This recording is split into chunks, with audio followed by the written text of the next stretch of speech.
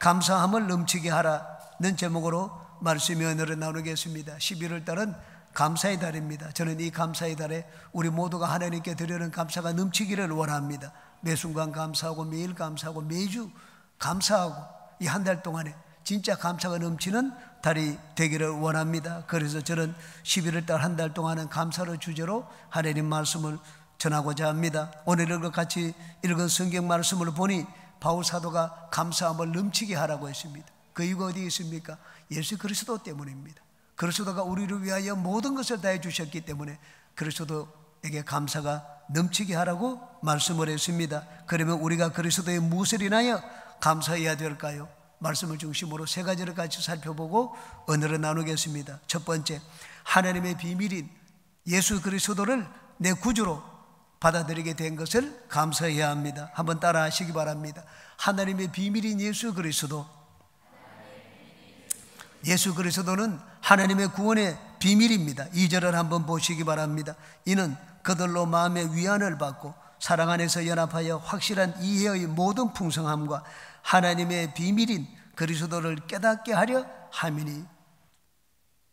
바울 사도는 그리스도가 하나님의 비밀이라는 것을 처음에는 몰랐습니다.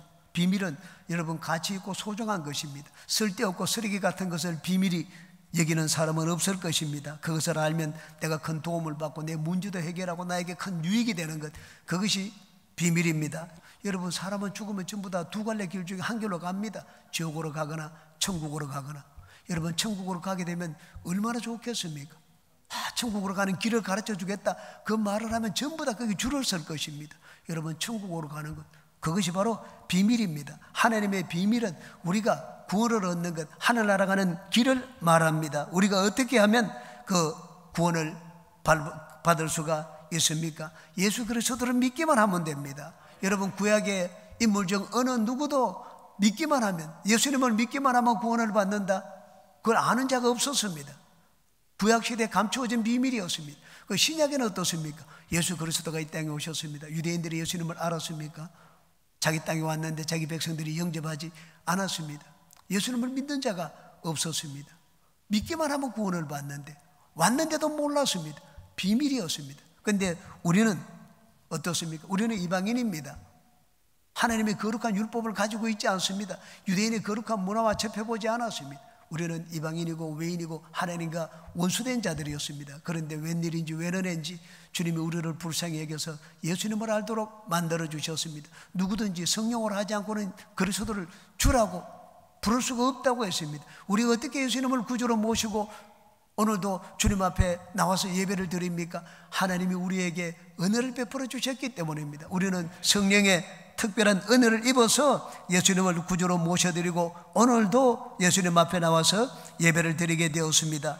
그러면 우리가 믿음으로 받아들인 이 예수님은 과연 어떠한 분입니까? 3절을 한번 보시기 바랍니다. 그 안에는 지혜와 지식의 모든 보화가 감추어져 있느니라. 예수님 안에 모든 지혜가 있고 예수님 안에 모든 지식이 있다고 했습니다. 여러분, 우리가 얼마나 책을 읽으면 하나님을 알 수가 있습니까? 저는 예전에 하나님을 알기 위해서 예수님을 믿지 않을 때 심령과학에 심취해 가지고 있었습니다. 심령과학에 관한 책들을 많이 읽으면 신의 존재에 대해서 알 수 있을 것이라고 생각했습니다. 많이 읽어봤습니다. 그래도 몰랐습니다. 예수님의 옛자도 몰랐습니다. 하나님을 아는 지식이 예수 안에 있습니다. 예수님이 말씀하셨습니다. 누구든지 나를 본 자는 아버지를 보았다 말씀을 했습니다. 내가 아버지께로 나아가는 길이라고 했습니다. 누구든지 예수 안에 있으면 하나님을 알고 하나님께 나아갈 수가 있습니다. 예수님은 이 세상의 모든 만물을 만드셨습니다. 청량할 수 없는 지혜로. 여러분, 물이 막 넘치는데 육지까지 탁 선을 꺼가지고 넘치지 않도록 어떻게 그런 지혜로 바다를 만들었습니까? 놀라운 지혜입니다. 하나님이 만드신 만물을 보세요. 하늘에 많은 별들이 떠다니지만 어느 하나도 서로 부딪혀가지고 막 폭발이 일어나도록 하시지를 않았습니다. 하나님이 만드신 만물은 참으로 경이롭고 놀랍습니다. 칸트가 얘기했습니다. 이 세상에 두 가지 신비로운 것이 있다고 했습니다. 하나는 내 마음속에 있는 양심이고 이런 내 마음에 이런 양심이 있다는 거. 잘했거나 잘못했거나 이런 거 모든 걸 가르쳐 줍니다. 잘했으면 상도 주고 잘못했으면 벌도 줍니다. 내 마음에 그런 양심이 있다는 것이 놀랍다고 했습니다. 또 하나는 하늘의 별들이라고 했습니다. 어떻게 하늘의 별들을 저렇게 아름답게 수놓았을까? 알 수 없는 신비로운 일입니다. 의사들은 사람의 신체 구조를 살펴보고는 참 감탄을 합니다. 하나님이 우리 오장육부로 지으셨는데 신묘막측하게 지었습니다. 이 모든 표적으로 누가 지었습니까? 예수님이 만드셨습니다. 요한복음 1장 3절입니다. 만물이 그로 말미암아 지은 바 되었으니 지은 것이 하나도 그가 없이는 된 것이 없느니라. 그렇게 말씀을 하고 있습니다. 바울 사도는 이 예수 그리스도의 가치를 알고 난 다음에 지금까지 그토록 중하게 여기던 율법을 배설물처럼 여겼습니다. 배설물처럼 버렸습니다. 저도 이전에는 교육학 학문이 막 최고인 줄 알았습니다. 저는 금덩이보다 교육학 학문의 책을 더 소중하게 여겼습니다. 예수님을 알고 보니까 쓰레기였습니다. 막 너무 소중해가지고 버리지 않은 책이 있습니다. 그런데 그 책도 지금은 없습니다. 수백 권, 한 400~500권의 책을 이사 갈 때마다 하나씩 예수님을 믿고 난 다음에 다 버렸습니다. 바울 사도가 그 모든 것들을 버린 것은 이 하나님의 비밀인 그리스도의 가치를 알았기 때문입니다. 솔로몬이 받았던 그 지혜는 누구의 지혜입니까? 누가 주신 지혜입니까? 그 지혜는 예수님의 지혜입니다. 요셉이 바로 왕 앞에 섰을 때 꿈을 해석해 주었습니다. 7년 흉년이 드는 동안에 그 흉년을 어떻게 지내야 될지 그 대비책도 마련해 주었습니다. 바로가 요셉의 이 꿈 해몽을 듣고는 감탄을 했습니다. 야, 하나님이 아니면 누가 이런 지혜를 주겠느냐? 너는 더 이상 죄인이 아니다, 이방인이 아니다, 우리나라 국무총리가 되거나 총리의 자리에, 감옥에서 죄수 있는 그릇 끌어내어서 순식간에 총리의 자리에 앉혀놓았습니다. 총리의 자리에 앉게 한 그 지혜는 누구의 지혜입니까? 예수님의 지혜입니다. 바울 사도가 깨달은 많은 계시들, 사도 요한이 밤모섬에서 온 이 우주 역사가 되어가는 그 지혜를 얻었습니다. 하나님의 계시를 받았습니다. 그 계시를 사도 요한에게 주신 분이 누굽니까? 예수님입니다. 예수님을 믿는 여러분은 여러분 안에 온 세상의 지식과 지혜의 모든 이 부활을 가지고 계신 예수님을 모시고 있다는 것, 그 사실을 잊지 마시기 바랍니다. 예수님이 여러분 안에 계신다는 것을 가볍게 여기지 마시기 바랍니다. 두 번째, 예수 그리스도 안에 뿌리를 받고 세움을 입은 것을 감사해야 합니다. 한번 따라 하시기 바랍니다. 예수 그리스도 안에 뿌리를 박은 것을 감사하자. 7절을 한번 보겠습니다. 7절에 그 안에 뿌리를 박으며 세움을 받아 교훈을 받은 대로 믿음에 굳게 서서 감사함을 넘치게 하라고 했습니다. 여러분, 우리가 예수 그리스도 안에 뿌리를 박았다는 것은 놀라운 특권입니다. 예수님은 하나님의 생명입니다. 영원한 생명입니다. 여러분, 생명이 닿으면 죽은 것도 살아납니다. 예수님의 생명은 모든 죽은 것들을 살리는 능력입니다. 예수님의 생명이 병든 육체 가운데 임하면 병든 육체가 고침을 받습니다. 병든 세포가 살아납니다. 제 기능을 하지 못하던 기관들이 정상적인 기능을 발휘하게 됩니다. 예수님의 생명은 모든 죽어가는 것들을 살립니다. 예수님의 생명이 내 안에 있으면 죽은 자가 살아납니다. 우리 영혼은 이미 죽은 자들이었습니다. 어떻게 예수님이 들어오면 삽니까? 예수님이 생명이기 때문입니다. 생명이 닿으면 모든 죽은 것들이 살아납니다. 내가 모시고 사는 예수님이 나에게 영원한 생명을 공급해 주시기 때문에 우리는 죽어도 삽니다. 예수님이 나사로에게 살릴 때 하신 말씀을 들어보십시오. 요한복음 11장입니다.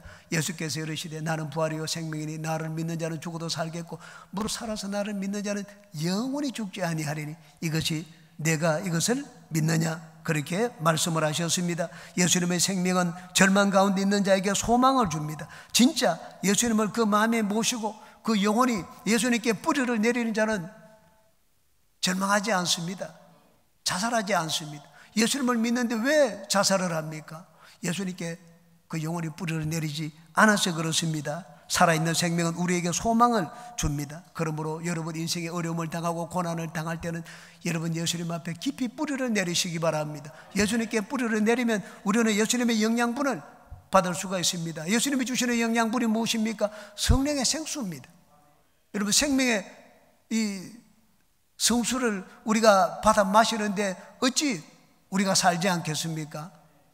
김소섭 장로님이 저희 집을 지어주셨습니다. 집을 지어줄 때 묘목, 나무 조그마한 이 묘목을 한 4그루인가 가져와서 심었습니다. 당시에 보니까 키가 뭐 1m 정도도 되지 않았습니다. 조그마한 걸 심었습니다.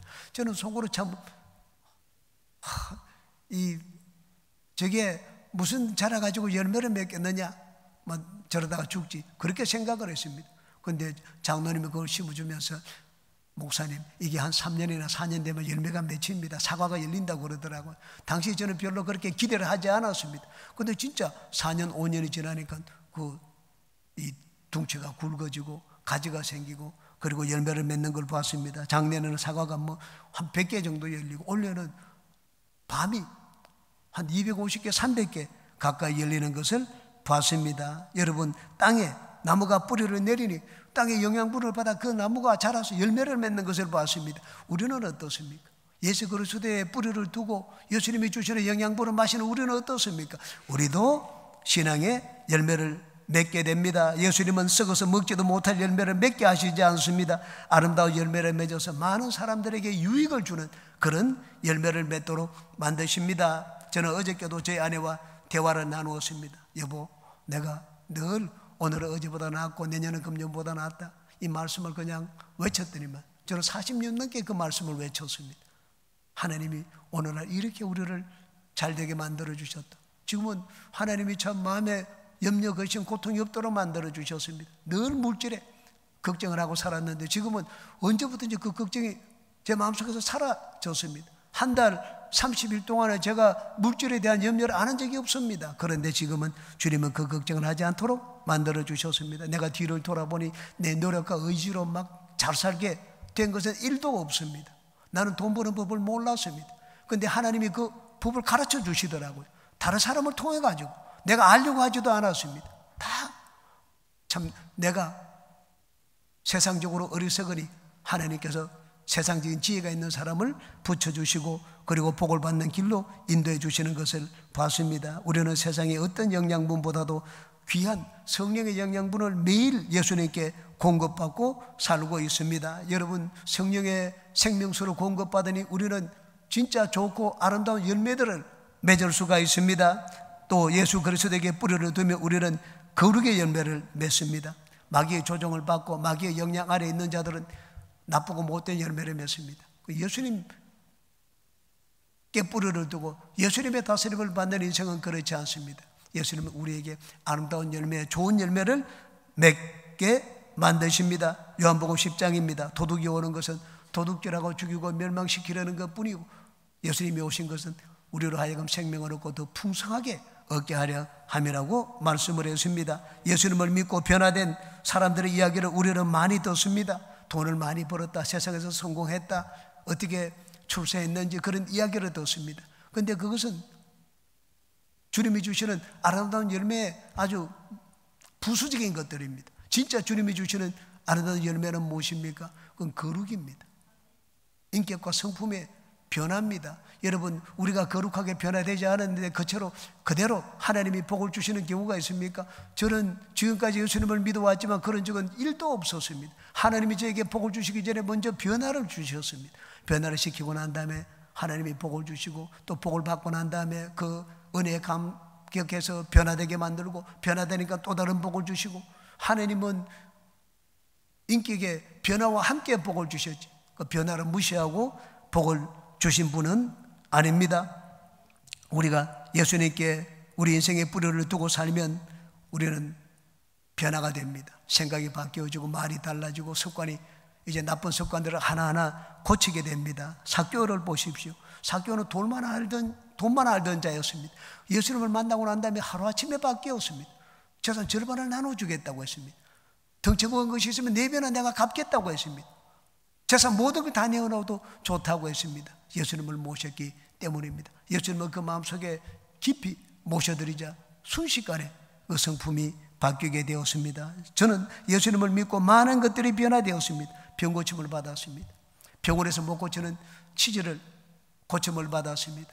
원시, 노안이 오는 것, 노안을 은혜로 고침을 받았습니다. 다른 병 고침 받은 것도 많이 있습니다. 평생 소홀이던 안경도 벗게 되었습니다. 내 힘으로 유학 가지 못하던 유학도 하나님이 보내주시고 박사학위도 받도록 만들어 주셨습니다. 그러나 이런 모든 것보다 더 큰 변화, 제가 하나님께 감사하는 변화는 하나님이 제 마음속에 거룩을 사모하는 마음을 주셨습니다.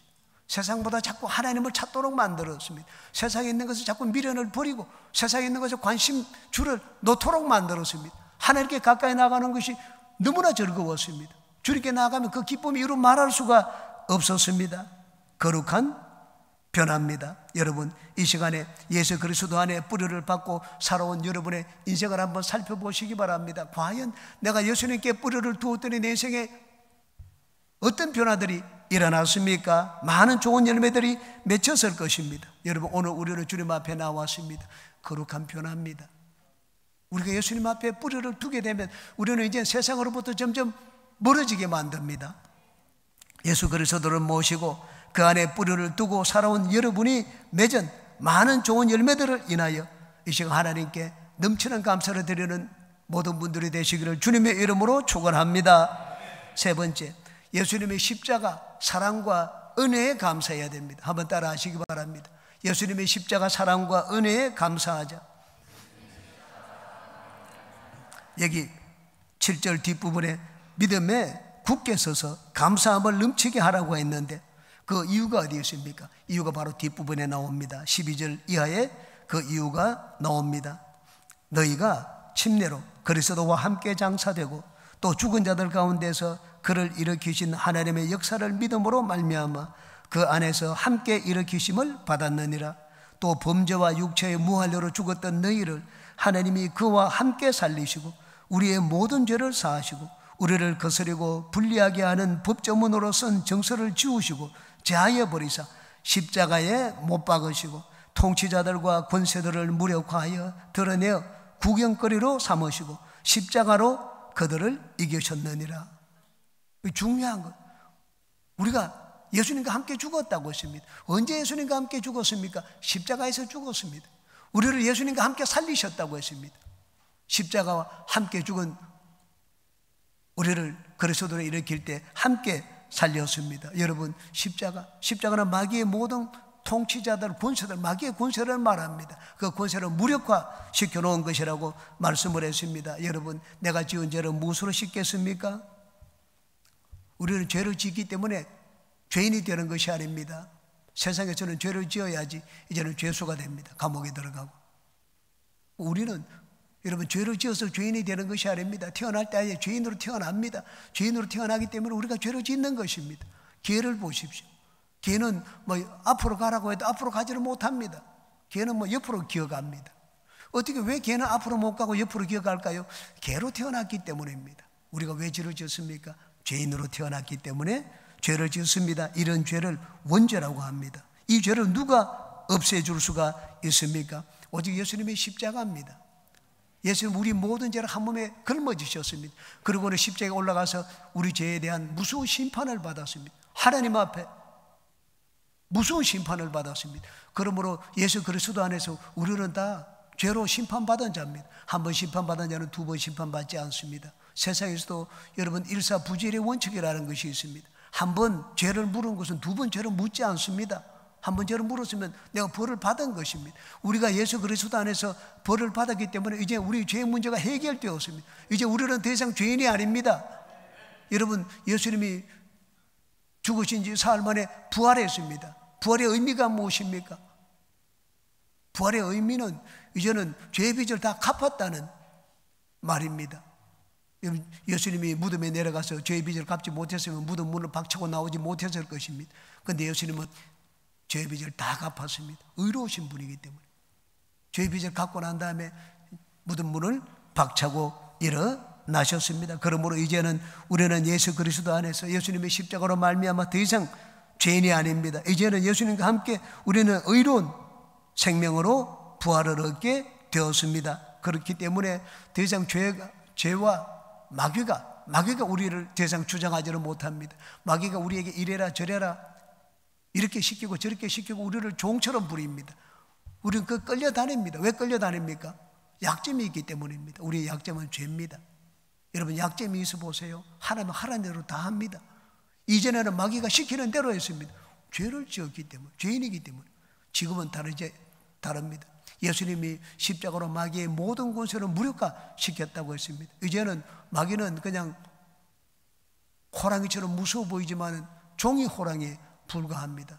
마귀를 보고 우리는 더 이상 두려워하고 떨 필요가 없습니다. 15절을 다시 한번 보시기 바랍니다. 통치자들과 권세들을 무력화하여 드러내어 구경거리로 삼으시고 십자가로 그들을 이기셨느니라. 십자가로 이겼다고 했습니다. 십자가는 실패한 곳이 아닙니다. 십자가는 승리한 곳입니다. 누구에게 승리했습니까? 마귀에 대해서 승리한 곳입니다. 창세기부터 예언해 놓았습니다. 뱀에게 너는 여자와 원수가 되고 여자의 후손도 너와 원수가 되리니 여자의 후손은 너 머리를 깨뜨리고 너는 그의 발꿈치를 상하게 할 것이라 하나님이 말씀을 하셨습니다. 그러므로 이제 우리는 예수 그리스도의 십자가로 말미암아 마귀에게 호통을 칠 수가 있습니다. 마귀를 꾸짖어 내쫓을 수가 있습니다. 야고보서 4장 7절입니다. 그런즉 너희는 하나님께 복종할지어다. 마귀를 대적하라. 그리하면 너희를 피하리라. 하나님의 아들이 나타난 것은 마귀의 일을 멸하기 위해서입니다. 예수님께서 십자가에서 마귀에게 빼앗던 모든 것들을 다 되찾아 주셨기 때문에 여러분은 마귀를 두려워하지 마세요. 마귀를 겁내지 마시기 바랍니다. 마귀에게 속지 마시기 바랍니다. 예수님이 여러분 이제 누구든지 예수 이름으로 살아가면 마귀는 쫓겨납니다. 예수 이름으로 이제 모든 걸 되찾을 수가 있습니다. 병고침을 주장하면 병고침을 받습니다. 하나님의 은혜를 구하면 하나님의 은혜를 받습니다. 제가 어릴 때 제 어머님은 동네 가게에 가서 물건을 좀 가져오라 사오라 그렇게 말씀하신 적이 있습니다. 그런데 돈을 주지 않습니다. 우리가 회사 이게를 경영했기 때문에 전부 돈은 현금 거래가 아니고 전부 수표를 받습니다. 엄을 받고 그 현금이 없습니다. 몇 달이 지나면 바리깡에서 봉급 줄 때 봉급 주고 그렇게 하는 것을 늘 봤습니다. 저희 어머님은 가면 모든 것이 외상입니다. 하루에도 외상 이게 갚으라는 사람이 한두 명 오는 것이 아닙니다. 그러면 저희 어머님이 저를 내보냅니다. 그래도 제일 크다고 내보내가지고 엄마 없다 그래라, 내일 오라 그래라, 언제 오라 그래라. 매일 가서 거짓말하는 거, 둘러대는 변명하고 그 말을 했습니다. 내 마음에 어린아이가 얼마나 마음이 두렵고 떨렸는지 모릅니다. 그날도 가서 물건 가져오라고 하는데 어린아이 마음이 어떻겠습니까? 여러분 어린아이에게 외상 심부름 시키는 것만큼 아이에게 스트레스가 되는 것이 없습니다. 가가지고 저는 진짜 조마조마한 마음으로 막 불안해서 가서 물건을 가지고 우리 엄마가 이거 물건 가져 여기 오라고 합니다. 아 그래 가져가라.